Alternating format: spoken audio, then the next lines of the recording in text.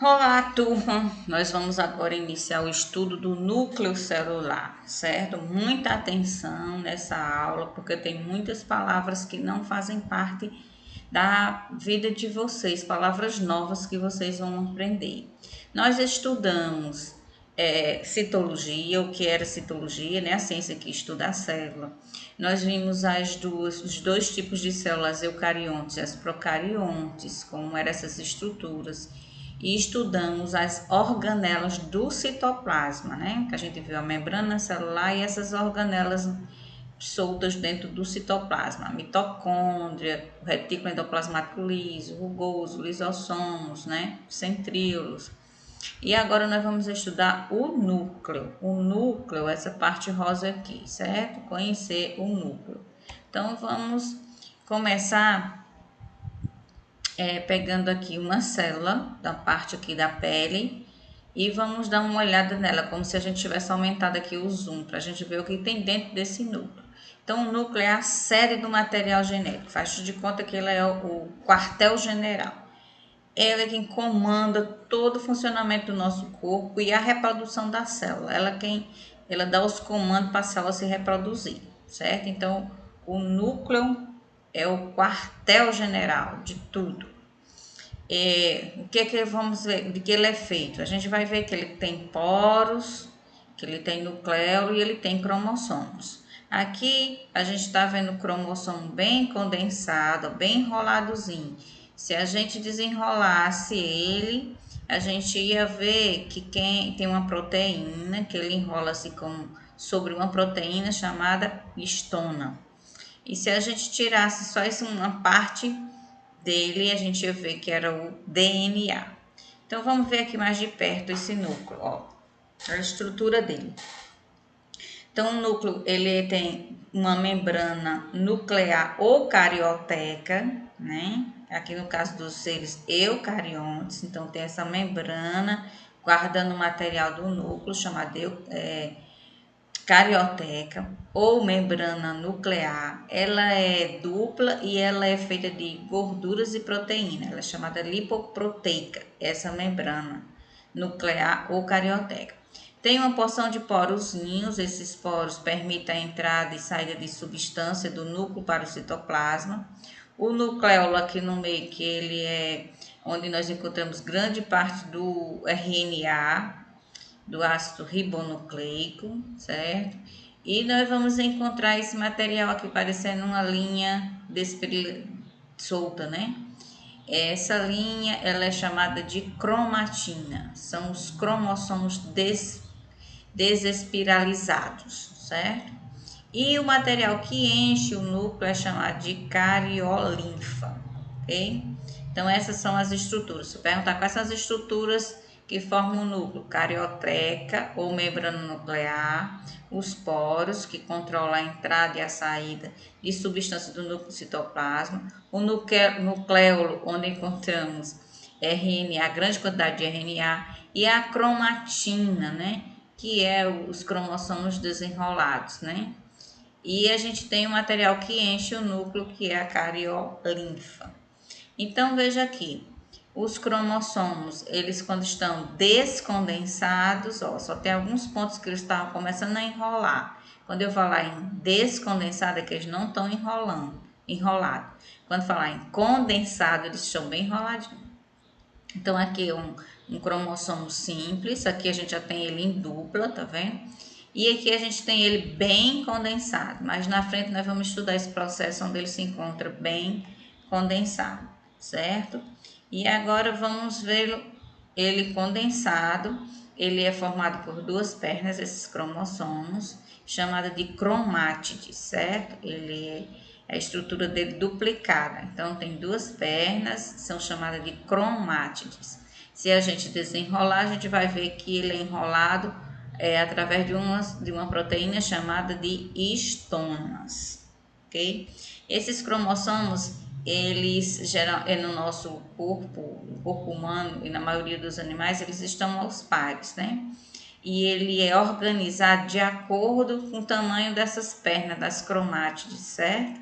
Olha, aqui elas têm a mesma mesmo tamanho, tanto na parte superior quanto na inferior. Então, esse no meiozinho onde prende as duas pernas é chamado de centrômero. Quando está o centrômero bem no meio das pernas divididos em igual, a gente diz que esse cromossomo é metacêntrico, está no meio. Quando estiver acima do meio, a gente diz que ele é submetacêntrico. E quando já estiver já no finalzinho da parte superior, ele é acrocêntrico. Então, ele vai ser organizado, mas na frente a gente vai mostrar de acordo com o tamanho dessas pernas, que é chamado de cromátido, certo? Quando o ser humano, por exemplo, quantos cromossomos possui a espécie humana? Cada célula de cada espécie ela tem um número de cromossomos, certo? Quando a gente herda do pai, elas têm origem paterna e origem materna. Então, as células no nosso corpo recebem da nossa mãe e do nosso pai, né? Através do óvulo, da união do óvulo com o esperma. Então, quando uniu o lote do cromossomo da mãe e o lote do cromossomo do pai, então a gente diz que essas células são diploide, possuem os dois N's, dois lotes de cromossomo, um lote que veio do pai, um lote que veio da mãe. Porém, os espermatozoides e o óvulo só tem um lote de cromossomo, só possui metade. A gente vai ver por que ele possui só metade, porque na hora que o esperma encontra com o óvulo, ele forma uma pessoa, um ser ou um ser vivo com 2N. Então, quem só tem metade vai ser chamado de N, a gente diz que ela é haploide, só tem N cromossomos. E os que têm 2N é porque já tem o lote do pai e o lote da mãe. Então, essas células diploide é a célula do cabelo, da pele, das unhas, que a gente tem a quantidade de cromossomos 2N, porque recebeu um lote do pai e um lote da mãe, ok? E aí, veja aqui, ó, nem todas as espécies têm o mesmo número de cromossomo. Nós somos da espécie Homo sapiens, então nós temos 46 cromossomos. 23 cromossomos veio do nosso pai, do espermatozoide, e 23 veio da nossa mãe, do óvulo. Então, somando, deu 46 cromossomos. Já a mosca tem 12. Então, o corpo dela vai ter 12, mas o esperma e o óvulo dela vão ter 6. O esperma da mosca macho, 6. E da mosca fêmea no óvulo vai ter 6. O gorila tem também 48, mas se for o esperma e o óvulo, só vai ter metade. Os cães também têm 72 cromossomos, mas o esperma e o óvulo vai ter metade de 72, ok? O milho só tem 20. Então, o macho, no caso, os pólen, né? E o óvulo da flor do milho vai ter metade. E o café do mesmo jeito, ó. Então, os pólens da flor do café vai ter metade, 44, né?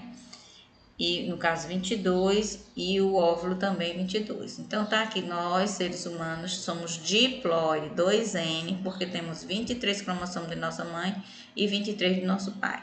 Mas se perguntar, e o óvulo só vai ter metade, o espermatozoide metade. Então, como eu disse a vocês, as pessoas que são, por exemplo, nos seres humanos, nós temos 46 cromossomos ou 23 pares.